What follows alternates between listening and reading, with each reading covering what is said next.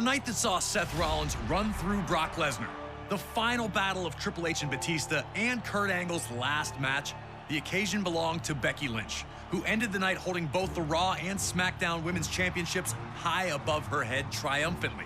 A moment that truly will live forever. Now we jump ahead to WrestleMania 36, the only WrestleMania in history with 0 attendance, a record, and the first to take place on both days of the weekend. It also featured one of the most bizarre matches in the event's existence, the Firefly Funhouse match between The Fiend Bray Wyatt and John Cena. Cena won a hard-fought match against Wyatt at WrestleMania 30 in 2014. A heartbreaking result for Wyatt, who could not handle the failure. He'd rebuild, capturing the WWE Championship, discovering his inner Fiend, and also capturing the Universal Championship. But he never forgot about the pain of that WrestleMania 30 loss. So when Cena showed up on SmackDown after some time away to announce that he would not be competing at WrestleMania 36, challenge, with Cena tipping his cap to accept it. Wyatt would lay out the conditions. John Cena would have to venture into the Firefly Funhouse if he wanted this match, where he, the Fiend, would be waiting. Not one to ever back down, Cena remained unfazed. Sure, he didn't know exactly what was going to happen, but he had to trust in himself and his skills. Skills that had delivered a victory over this man before. But he knew that this was not going to be easy, and that he was walking into the base of the enemy. And without the voices of the WWE Universe to cheer him on, Cena would have to face the mind games of the Fiend alone and hope that he was strong enough to survive.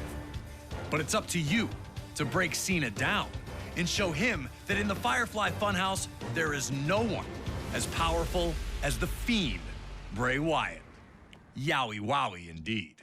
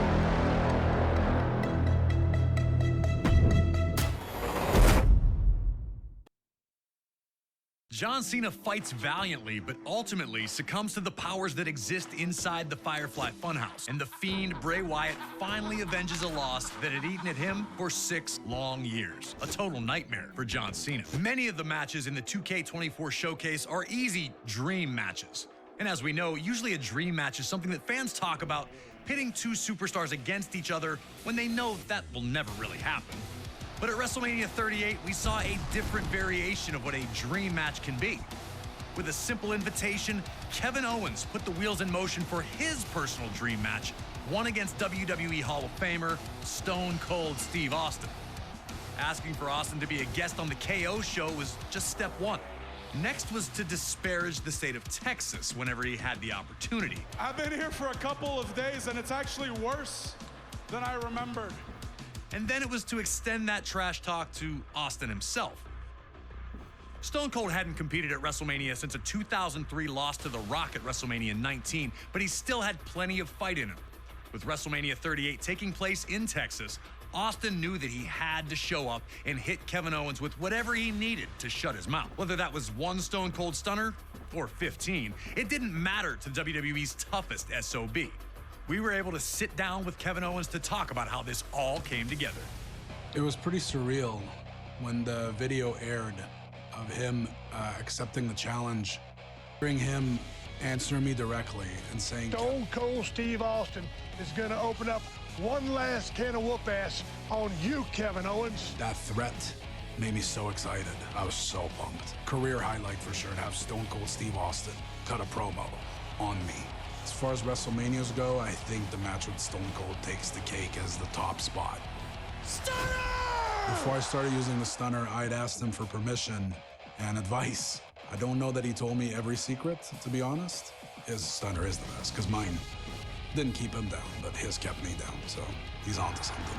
19 years in the making! He trusted me to be a worthy opponent for what was his first match back in 19 years. The fact that he was willing to do that with me, it's a huge, huge compliment. Always a privilege to get to speak to Kevin Owens, and we thank him for the time.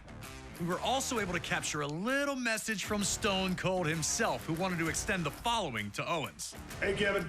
I just wanted to say thank you very much for a hell of a night at WrestleMania 38. You motivated me and got me off my ass. 19 years removed, and to be able to go back, everything full circle, means a lot to me. Being out there in the ring with you was a blast. Taking that suplex on the concrete was a blast. Kevin Owens, you're awesome. Steve, I appreciate that more than you'll ever know.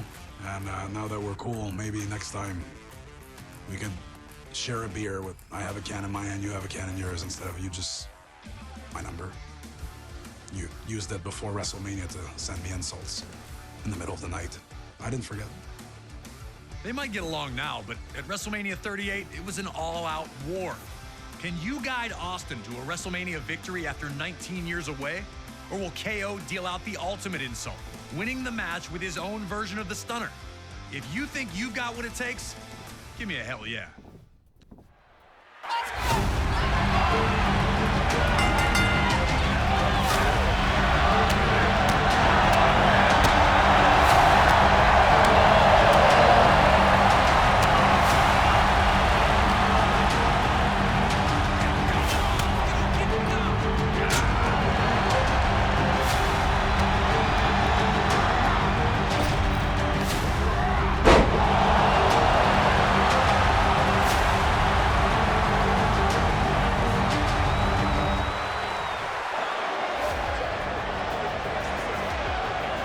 Stone Cold said he was coming to open one last can of whoop-ass, giving Austin a chance to take a quick beverage break.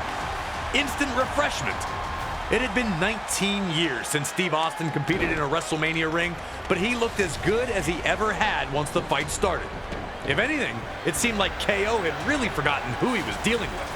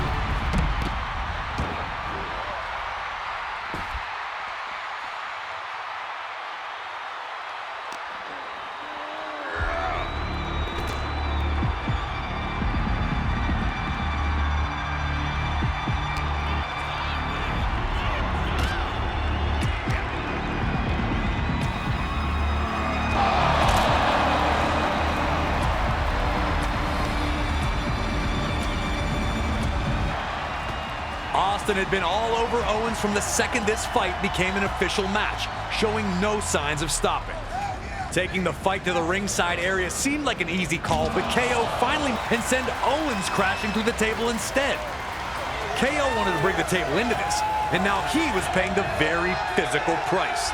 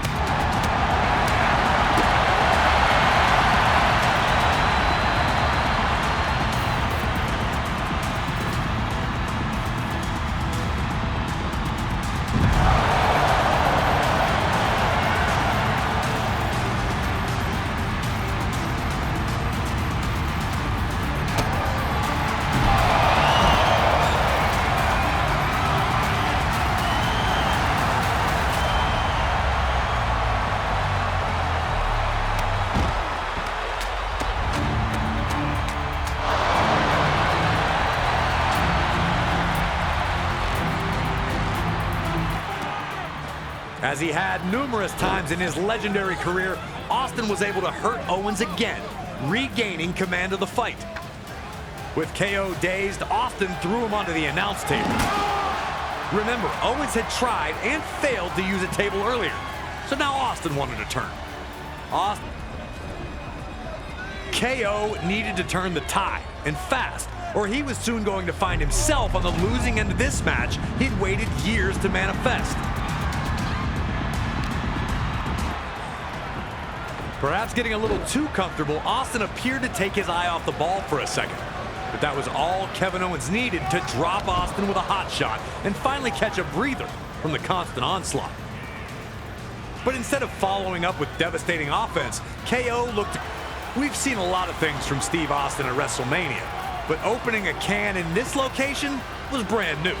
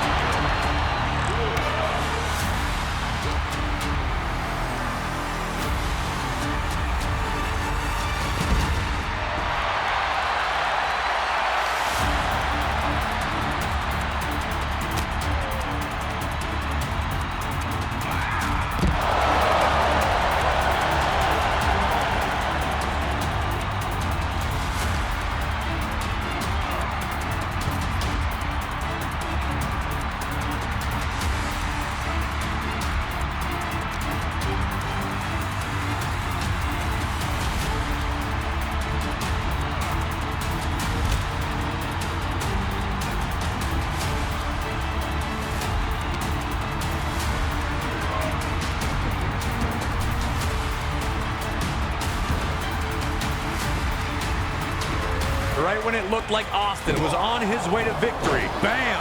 KO shocks the whole building by dropping Austin with a stunner.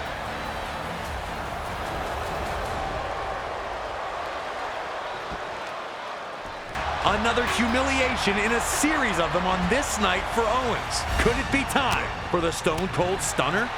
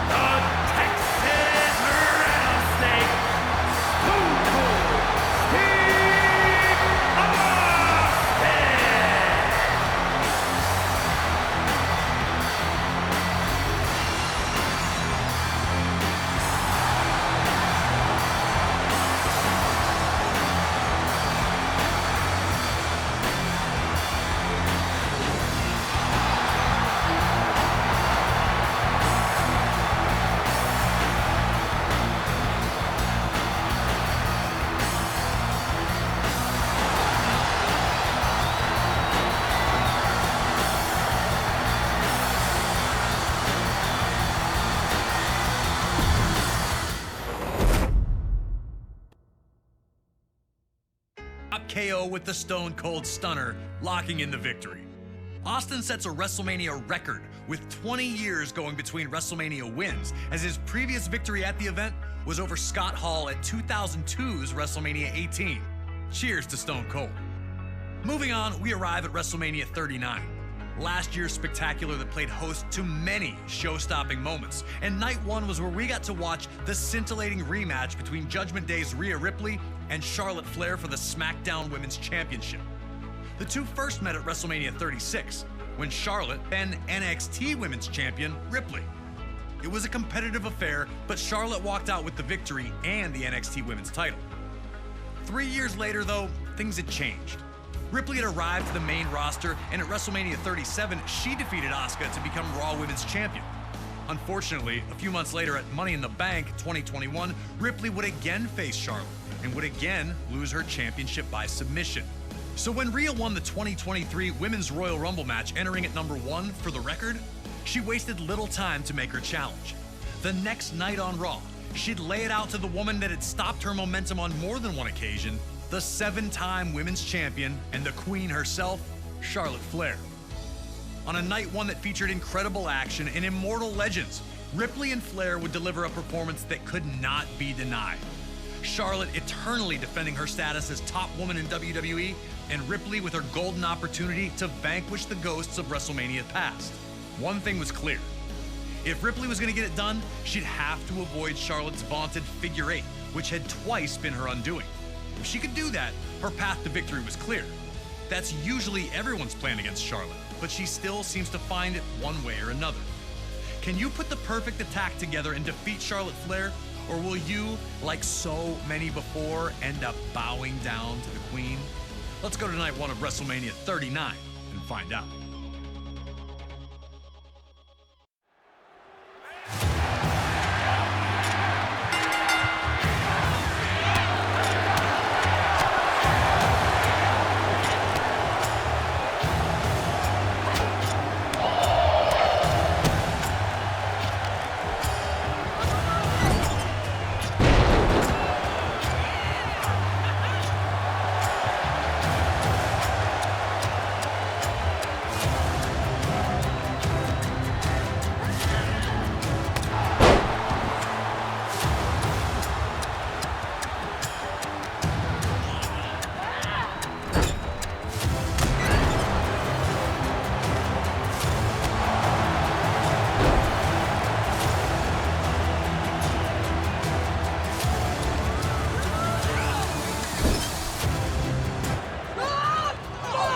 Rhea Ripley spiked her into the top turnbuckle. Charlotte crumbled to the mat, and just like that, her quick start was a thing of the past. And now Ripley had her choice of how to punish the champion next.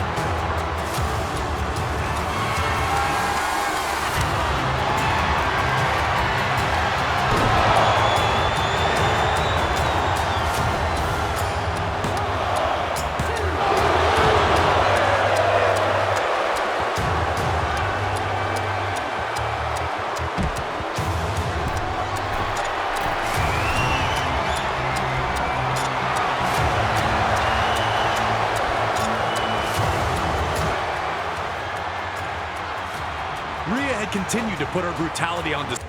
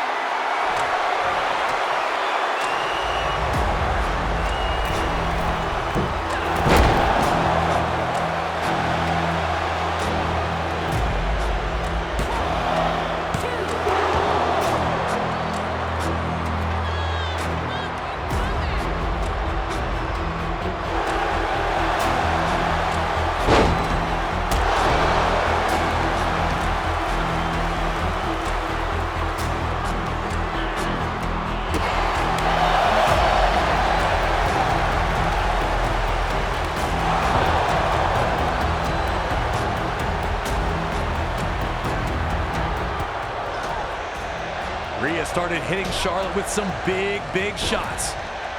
And even if Charlotte kicked out, we may never know. At this point, you could see the resignation on the face of Rhea Ripley. If that super German suplex wasn't going to put Charlotte away, what was? But you can't give up in moments like these. This is where Rhea was going to show us exactly what she was made of.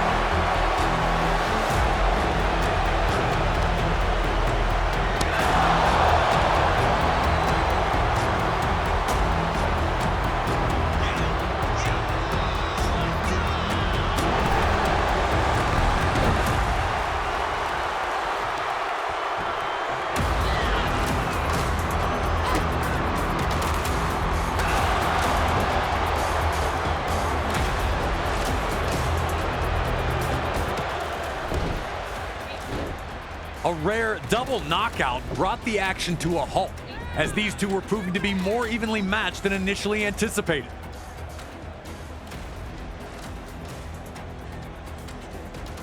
But it was Charlotte who appeared to be the fresher competitor, getting to her feet first for the first time in the contest.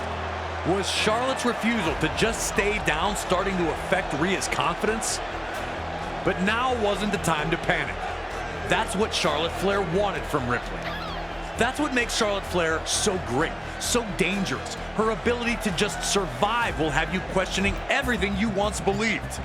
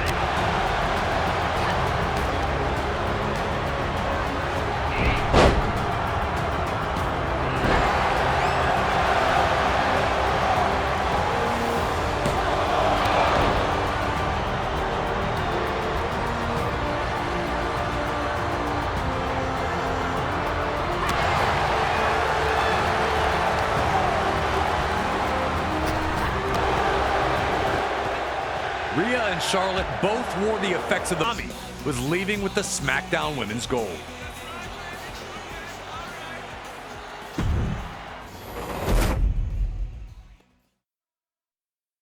The Queen did everything in her power to hold the throne, but a massive riptide off the ropes ends her reign, serving notice to all that Rhea Ripley has ascended to the highest levels of superstardom in WWE.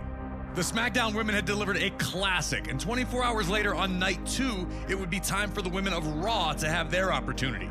With two of the most dominant women in WWE history looking to collide, it was now time for Raw Women's Champion, the EST of WWE, Bianca Belair, to defend against the Empress of Tomorrow, Asuka.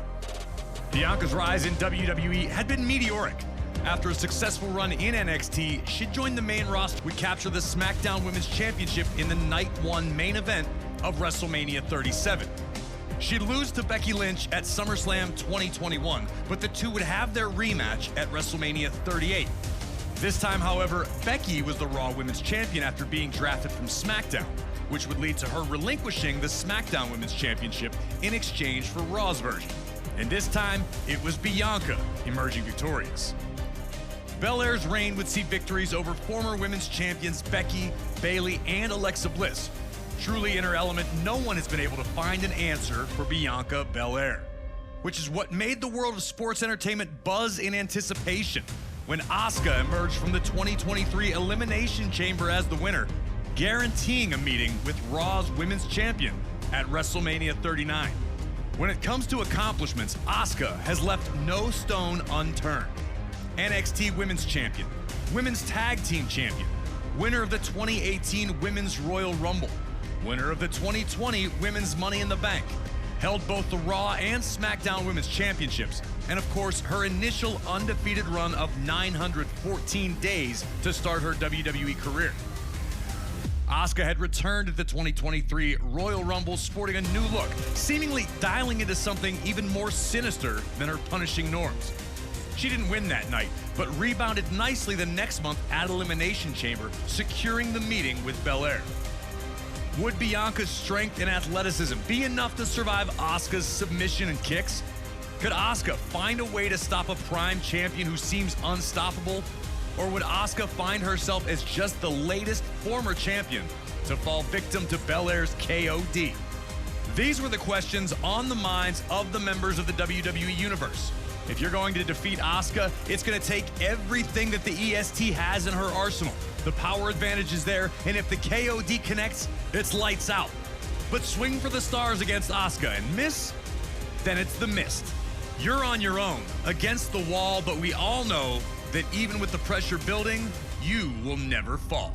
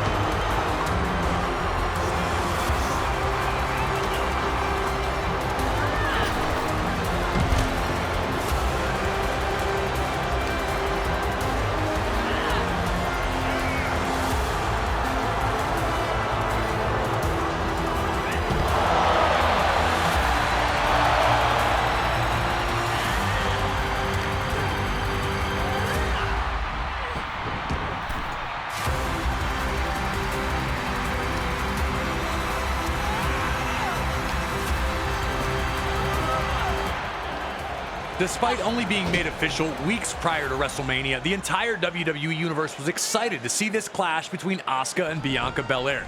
Asuka looked to take control, pulling Asuka over the top rope and crashing hard to the mat. If Asuka was going to win that night, she'd have to avoid letting Bianca get a hold of her.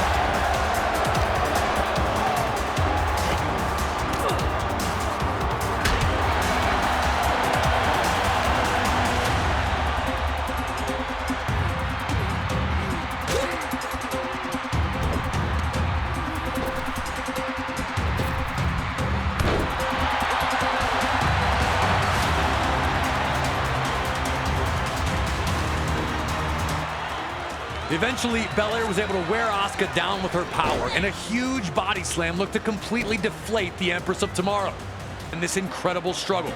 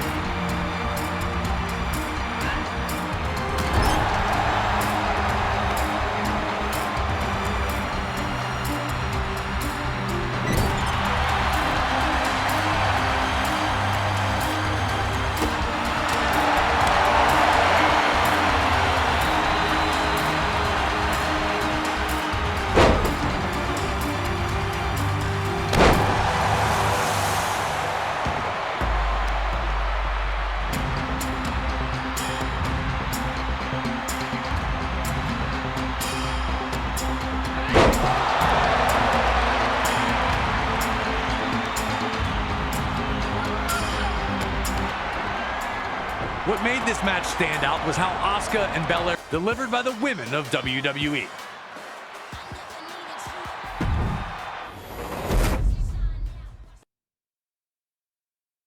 Asuka was almost perfect at WrestleMania, and it still wasn't good enough to earn the victory against Bianca Belair. The EST of WWE was able to evade Asuka's poison mist, and we all watched Belair shine when she defeated the Empress of Tomorrow with her patented KOD. For our final WrestleMania match in the Showcase of the Immortals, we go to the main event of Night 2 of WrestleMania 39, with Roman Reigns looking to extend a near 950-day reign by defending his undisputed WWE Universal Championship against Cody Rhodes. Reigns had captured the WWE Universal Championship at Payback 2020, defeating any and all challengers. He then upped the stakes at WrestleMania 38, when he defeated Brock Lesnar for the WWE Championship in another winner-takes-all matchup, thus creating the undisputed WWE Universal Championship. With the bloodline watching his back at all times, Reigns would always find a way to escape his matches, still champion. Cody Rhodes had made his triumphant return at WrestleMania 38, appearing as Seth Rollins' mystery opponent and earning a big win. Unfortunately, an injury would take him out of action, but not before an incredibly gutsy performance in Hell in a Cell that saw him defeat Rollins again. At the 2023 Royal Rumble, Reigns would defeat Kevin Owens in a brutal matchup, while Cody Rhodes would make his return to action and win the Rumble match, setting up the WrestleMania main event. Cody had waited for years for this opportunity and swore that he would do everything to finally finish the story and capture the championship that had eluded the Rhodes family. Whoa. Hold on a second here. What's going on? Oh, hey, Cody. Don't hey Cody me, Graves. Is 2K pulling a prank on me? Really? I mean, I'm honored to be on the cover and you guys didn't include Stardust, so thanks for that. But this is really what we're doing? Cody, come on. It's literally the most recent match to ever take place at WrestleMania. And the good folks at 2K thought it was a fine way to wrap this up, and the match itself was pretty fantastic too. It was pretty fantastic, wasn't it? Fine. Look, if I learned anything from last year's 2K showcase, it's that you have to face your losses. At WrestleMania 39, I lost to Roman Reigns. But Corey, I'm telling you, and I'm telling every member of the WWE Universe who plays 2K24, and that includes Roman Reigns, that the next time we do meet, nobody is going to save him, and I'll be the one getting his hand raised. Besides, you're still on the cover. And I'm thankful for that, Corey. Cody Rhodes attempts to finish the story against Roman Reigns at WrestleMania 39. There's still another chapter in this story, I promise you. But for now, we relive the most recent chapter.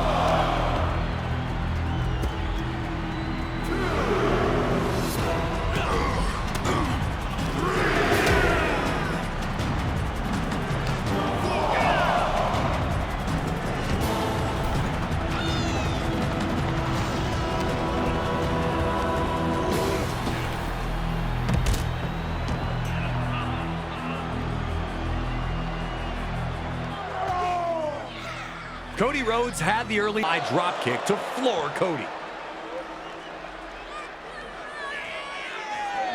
Reigns was primed to get back on the attack after the interference of Solo, looking to smash Cody Rhodes in front of the massive crowd.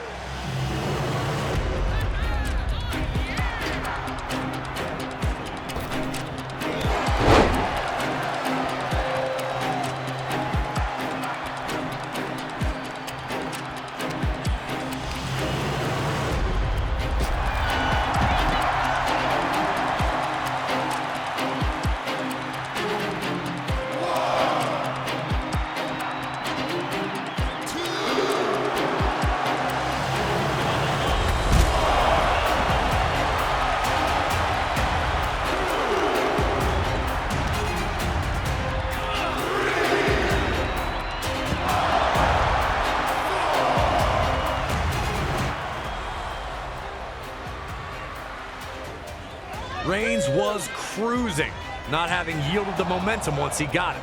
But like Rhodes earlier, Roman would take a trip to ringside that would take his control away. After it was all falling into place for Cody. Was this really it for the Tribal Chief?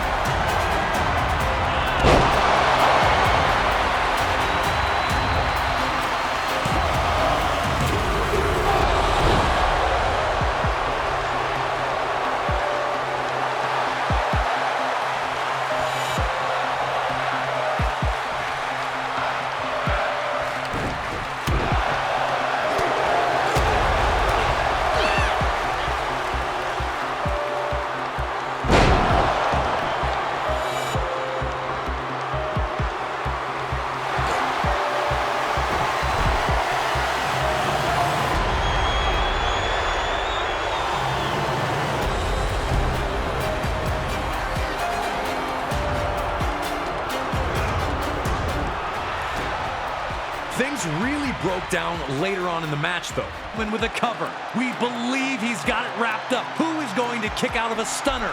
And would anyone feel bad if Roman Reigns lost like that?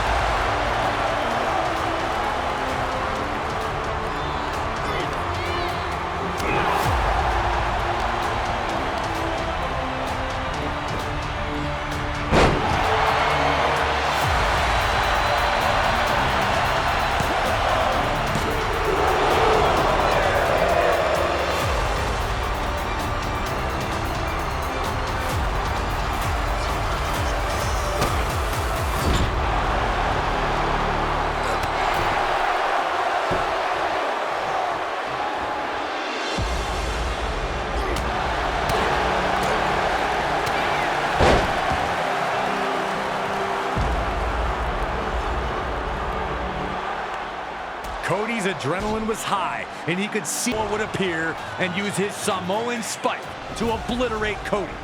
You had to feel for Cody. All the work he'd put in to get back to this spot, and now the bloodline appeared, poised to make it all for nothing.